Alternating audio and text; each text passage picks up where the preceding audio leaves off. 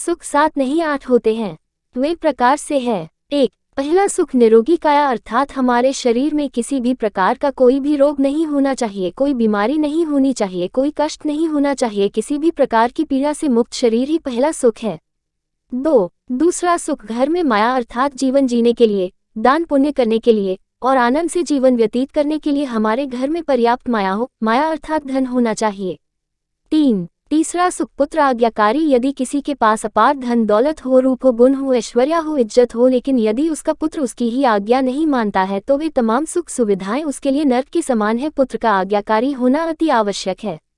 4. चौथा सुख सुलक्षणा नारी, सभी प्रकार के सुख सुविधाएं होते हुए, रूप सौंदर्य होते हुए, विभिन्न प्रकार के विलासिता के साधन होते हुए भी यदि पत्नी अच्छे लक्षणों वाली नहीं है तो जीवन में सुख नहीं हो सकता, इसलिए एक पत्नी का सुलक्षणा होना अति आवश्यक है।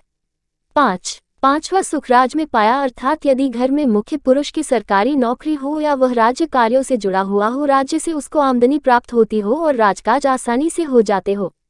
6. छठा सुख पड़ोसी भाया, अर्थात हमारे पड़ोस में रहने वाले लोग इस प्रकार के होने चाहिए कि हमारे विचार उनसे मिलते हो और उनके विचार हमसे मिलते हैं, वह हमारे साथ हमेशा अच्छा सोचते हो और हमारे सुख दुख में सहयोगी होने चाहिए। अन्यथा यदि सभी प्रकार की सुख सुविधाएं होने के बावजूद भी यदि पड़ोसी कुटिल है और हमारी हानि करने वाला है तो वह भी एक प्रकार का दुख है, इसलिए पड़ोसी का अच्छा होना सुख माना गया है।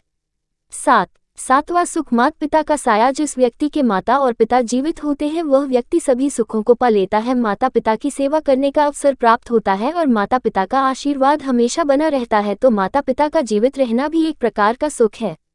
8वां सुख पुत्री का साया, वैसे तो सुख 7 ही प्रकार के माने गए हैं किंतु घर में पुत्री का होना 8वां सुख माना गया है, इसलिए घर में यदि पुत्री हो और उपरोक्त सभी सुख उपलब्ध हो तो ये 8 सुख माने गए हैं।